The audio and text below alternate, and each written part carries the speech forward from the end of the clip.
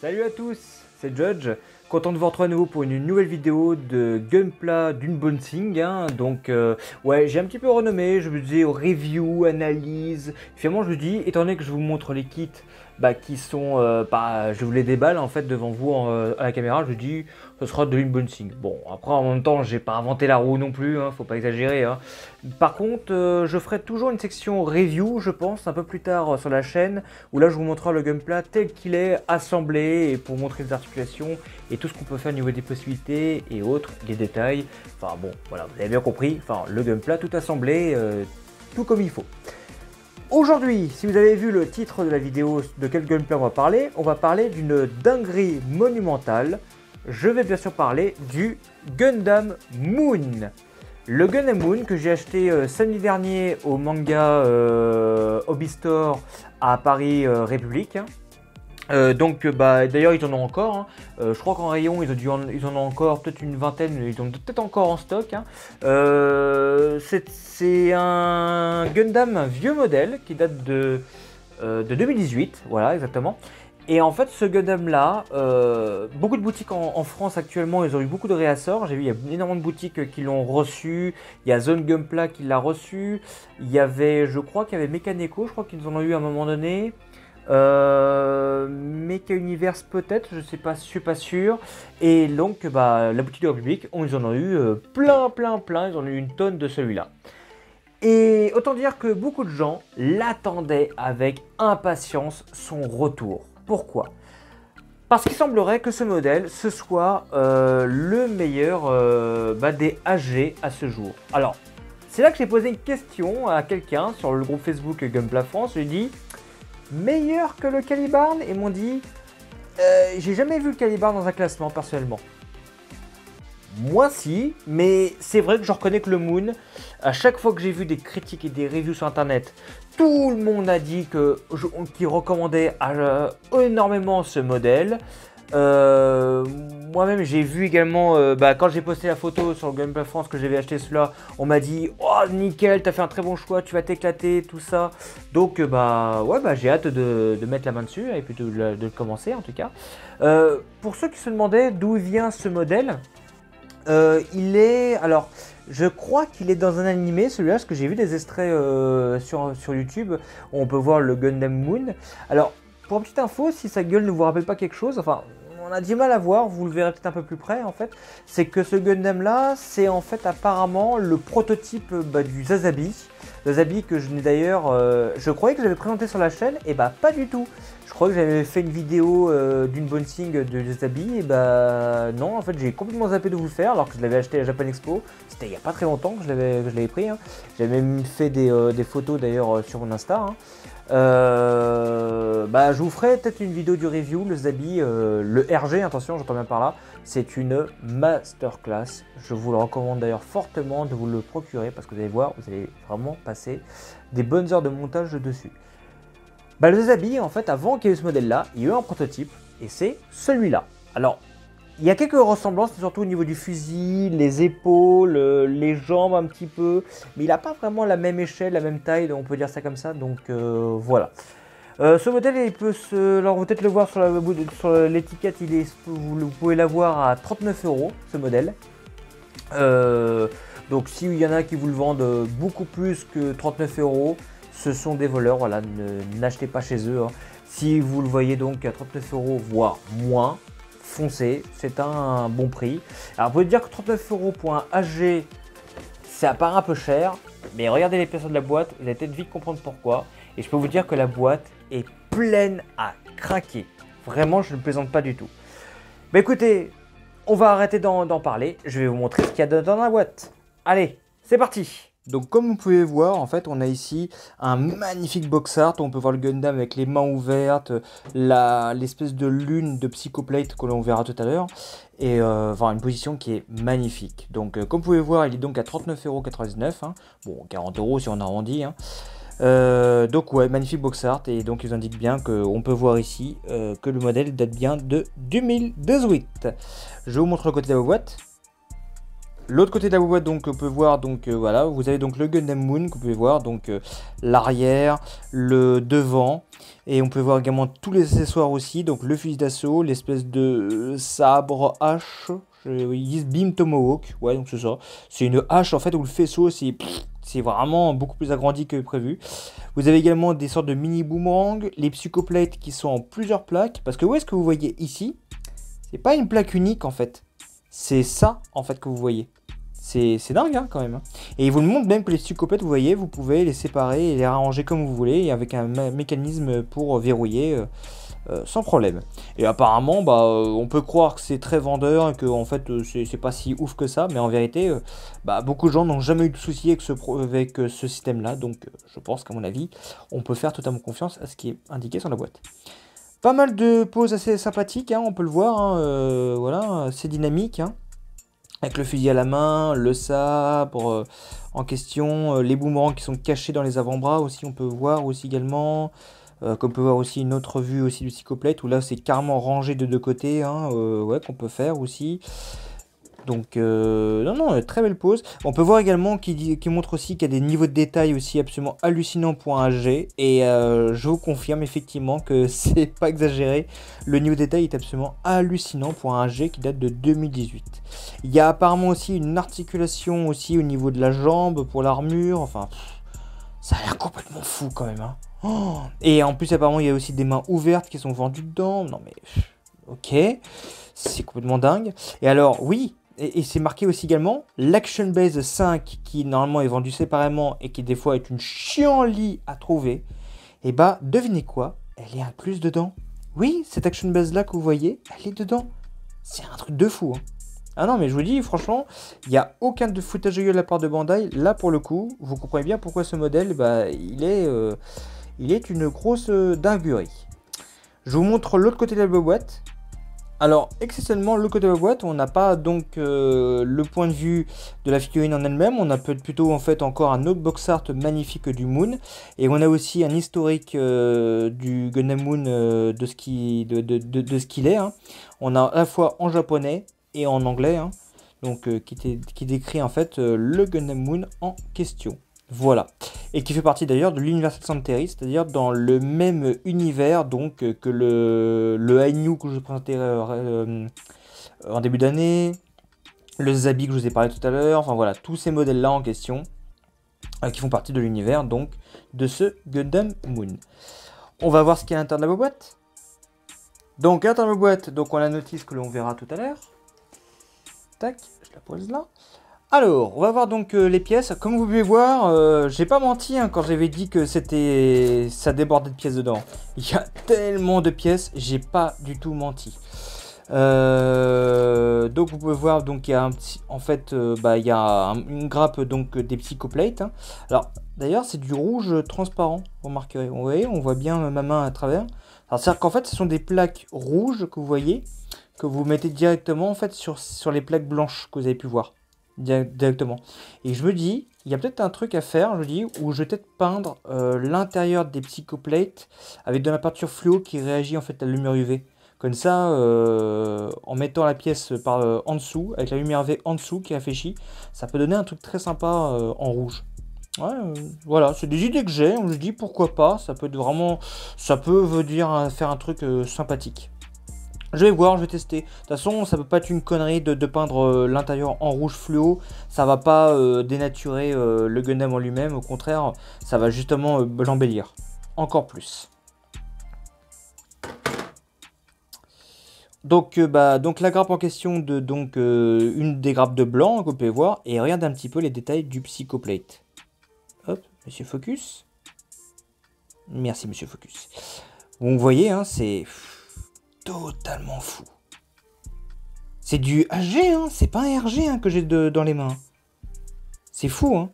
Ça, en panel line, tout ça, non mais ça va être complètement taré, hein, le modèle. Hein. Ah, je vous le dis, le modèle, il va être complètement fou. On a après, donc, un morceau d'épaulette bleue, hein, comme vous pouvez voir. Alors, là, je pense que vous pouvez voir, hop, Merci, monsieur Focus.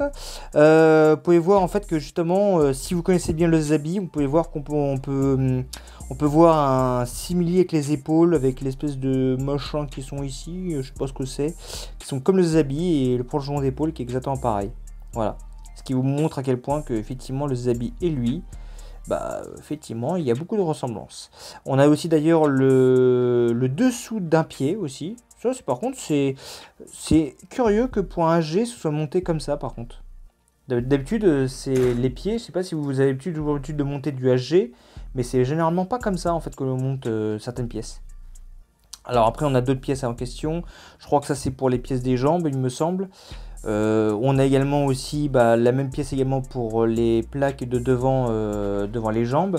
On peut voir d'ailleurs que qu'on peut toujours les couper pour que ce soit, on peut ainsi les déplacer indépendamment. D'ailleurs ils le disent même dans le notice que vous pouvez couper, hein, et c'est même recommandé. Hein. Le derrière également du Moon qui ressemble à peu de choses près à celui du Zabi aussi. Hein. Donc comme quoi il y a beaucoup de ressemblances, hein, je voulais préciser. Hein. Encore des plaques Psychoplate avec donc les plaques restantes et puis un petit peu de tout ici pour les connecteurs. Une autre grappe de blanc. Voilà, qui a un petit peu de tout. On a pour la tête, hein, voilà. Une plaque de gris qui va être les articulations. Hein. Donc avec, vous voyez, il y a beaucoup de pièces très sympathiques. Une autre pièce d'articulation, je crois que c'est la même grappe, hein, je crois que la précédente. Et voilà la petite dinguerie, c'est qu'il y a carrément une Action Base 5 inclus dedans. L'Action Base que vous achetez séparément en fait, hein, si vous avez l'habitude d'en prendre, donc qui est vraiment vendu avec, hein, qui vous permettra donc de pouvoir présenter votre Gundam comme il faut, et également aussi de pouvoir porter aussi l'espèce de grosse plaque de Psychoplate derrière le Gundam si vous voulez faire des poses assez sympathiques. Donc avec donc tout ce qu'il faut, donc toute la grappe qu'il faut, donc pour pouvoir faire tout nécessaire pour poser votre Gundam. Donc vous voyez, j'ai vraiment tout ce qu'il faut, tout ce qui constitue l'Action Base 5 que vous avez séparément. Alors, quand je vous dis c'était une dinguerie hein, ce modèle, je vous ai pas menti. Hein. Une autre grappe blanche, hein, avec encore les dernières pièces blanches qu'il y a, hein, notamment les celles qu'on a au poignet, hein, entre autres, et les dernières plaques Psychoplate. Une autre grappe qui représente également le fusil que l'on peut voir aussi, et comme je vous l'avais dit aussi tout à l'heure, on a les mains fermées pour porter le fusil et le sabre, et nous avons les mains ouvertes, et également une main aussi pour porter le fusil en question. Qui je crois correspond, ouais c'est ça, correspond à celle-là d'ailleurs, celle qui porte le fusil. Donc non, ouais, je vous ai dit des bêtises. En fait ça c'est plus les mains pour porter le sabre, et ça c'est la main pour porter le fusil. Voilà, je vous dis des bêtises. Mais c'est plutôt assez bien hein, que justement il y a différents types de mains pour ça. Comme vous pouvez voir, hein, ouais, ça c'est la plaque qui est juste en dessous la plaque de derrière. Hein, c'est un truc de fou. Et je pense que vous avez peut-être dû voir dans la boîte, hein, je n'ai pas oublié de pièces. Hein. Il y a deux grands absents dans cette boîte. Il n'y a pas les polycaps, donc en fait les articulations, c'est l'articulation plastique, hein, donc il n'y a pas d'articulation foireuse comme les anciens modèles, donc déjà ça c'est un très bon point, donc voilà, on comprend pourquoi les gens déjà l'adorent énormément, le Moon, mais deuxième énorme point, il n'y a pas d'autocollant. Bah oui, il n'y a pas de pièce autocollant à mettre pour les yeux ou autres détails en question. Il n'y en a pas du tout. Je pensais au début que c'était un oubli de leur part, hein, que j'y avais fait sur notice. Bah non, il n'y était pas dans notice. Il n'y a même pas d'étape où il faut mettre un autocollant en question sur la tête pour les yeux. Donc non. En fait, pour les yeux, c'est effectivement cette pièce-là qui va servir pour les yeux et les caméras. C'est cette pièce verte-là, donc qui a tout. Hein. On peut même voir, voilà, les yeux sont là, hein, justement. La caméra frontale et la caméra de derrière qui sera ici. Voilà. Ah non mais c'est un truc de fou. Toutes les pièces également transparentes sont là. Donc le fameux sabre Tomahawk hein, et les boomerangs en question hein, qu'il y a dans les avant-bras. Une pièce jaune, enfin une grappe jaune pardon. Et également, si on veut peindre nous-mêmes tout ce qui est les effets des yeux, tout ça, bah, il y a également une grappe. Il y a la même pièce que je vous ai montré tout à l'heure en fait en vert, mais en transparent, si on veut nous-mêmes coloriser avec de la peinture transparente. Voilà. Très pratique qu'ils ont mis ça. Ensuite, après, bah, on a également une autre. Ça, c'est la seule grappe de rouge qui est étonnamment que nous avons. Parce que les autres, l'autre pièce rouge que je vous ai montré, c'était du rouge transparent. Là, c'est du rouge plein. Et la dernière grappe de bleu en question. Pour donc des épaules et autres pièces joystick. Je crois que d'ailleurs, c'est la même grappe, je crois, peu chose près que celle que je vous ai montrée avant. Voilà. Je vous ai montré donc. Je vais vous montrer maintenant la notice. Donc voici la notice, donc on a ici donc la figurine représentée. Alors c'est une très vieille notice, donc vous allez voir que les visuels, tout ça, c'est assez foutu bizarrement. Donc là, nous avons donc les pièces en question, comme vous pouvez voir. Donc il n'y a pas beaucoup acheté, franchement, dans les pièces. En fait, tout est utilisé. Il y a juste quelques petites croix pour l'Action Base 5, ce qui n'est pas un peu logique. Il y a également des croix aussi pour la plaque de rouge transparent, parce qu'il y a des connecteurs qu'on ne s'en servira pas du tout. Mais comme vous pouvez voir, si on tout le reste des pièces, tout le reste, on l'utilise. Il y a juste, par contre, comme vous pouvez voir, ils disent qu'il y a le part green, et ça c'est pour les yeux et caméra, donc c'est l'un ou l'autre que vous assemblez dans le Gundam. Alors, on commence directement par le corps en question, donc avec, vous voyez, donc on peut voir donc c'est bien les articulations, donc c'est bien les articulations plastiques, on peut voir qu'on insère. De toute façon, vous avez bien vu que Menhir, il n'y avait pas de polycap pour ça. La tête. Alors, ce qui est étonnant par contre, c'est qu'il y a quand même des détails à faire en vert sur les côtés de la tête, par contre. Et c'est étonnant qu'il n'y ait pas d'autocollant à ce sujet. Comme par exemple, un peu plus tard, il y a aussi des détails à faire au niveau des jambes, sur le bas de la jambe ici. Il y a un triangle rouge à faire, ce que j'ai vu sur internet. Mais ça, à la peinture, ça se fera sans aucun problème. Ah ouais, non, mais aucun souci pour le faire. Ça ne posera pas du tout de problème pour le faire. Donc après, une fois qu'on assemble la tête, on assemble les bras. Et donc après, on a après une différence après entre le bras droit, le bras gauche. On assemble après les bras, le torse et la tête, alouette. Ensuite après, on assemble après les pieds. Donc ça va, il y a que 3 étapes, c'est pas compliqué. Ensuite, on a la jambe droite. Voilà. La jambe gauche. Le bassin. Et après on assemble le tout. Ensuite après on assemble le backpack. Et ensuite après on a quelques pièces assemblées après par la suite. Et là comme vous pouvez voir, on a l'énorme assemblage des plaques Psychoplate que je vous ai montré tout à l'heure. Donc comme vous pouvez voir, il y a beaucoup d'assemblage à faire. Là où vous dites que pour assembler donc les pièces qui sont en C, D, E, F, G, H, tout ça, B, C, D, vous voyez, tout le descriptif est indiqué ici, de toutes les pièces à assembler. Donc franchement, c'est bien guidé, vraiment. Et puis il vous dit également que pour verrouiller aussi les plaques, il vous explique comment faire. Enfin voilà, c'est très bien foutu, franchement. La notice est très bien faite pour ça. Donc on verra ça quand je vais assembler les Psychoplates, voir ce qu'on peut faire. Mais apparemment il y a des dingueries que j'ai vu sur internet en possibilité avec les plaques. Comme par exemple vous pouvez les assembler soit en l'une derrière lui, comme on peut voir ici. Vous pouvez aussi également l'assembler sur les avant-bras pour en faire comme des boucliers. Ou en faire comme des lames, des grosses lames sur ses bras. Vous pouvez assembler aussi, alors je sais pas si on peut, il y a 2 connecteurs de dos facile, mais vous pouvez également assembler 2 parties séparément de part et d'autre du Gundam. Enfin, en bref, les possibilités sont infinies avec les Psychoplates que vous avez. Et je crois que non, après il y a également ça. Donc j'explique aussi comment assembler l'Action Base. Bon, si vous en avez déjà assemblé plein, je pense pas que ça va vous poser problème. Ça va le faire, je pense. Et ensuite après, il vous montre après pour assembler après l'espèce de grosse lune en question, en remplaçant une pièce, en le mettant de dos. Vous pouvez également vous servir de l'Action Base pour assembler ça. Vous pouvez le séparer, vous voyez, en plusieurs parties où vous pouvez assembler de part et d'autre directement sur lui. Enfin voilà, comme on a pu voir sur certaines des images. Et puis vous dites également que c'est très flexible aussi. Alors ça c'est très étonnant, ça je testerai ça parce que c'est très bizarre. Ensuite après on a aussi l'effet boomerang aussi avec qui sont dans les avant-bras que vous pouvez enlever pour mettre les fameuses pièces pour faire porter donc des morceaux de cycloplate sur les avant-bras. Vous avez donc les boomerangs que vous pouvez également enlever et puis mettre les lames qu'on a vu. Hein.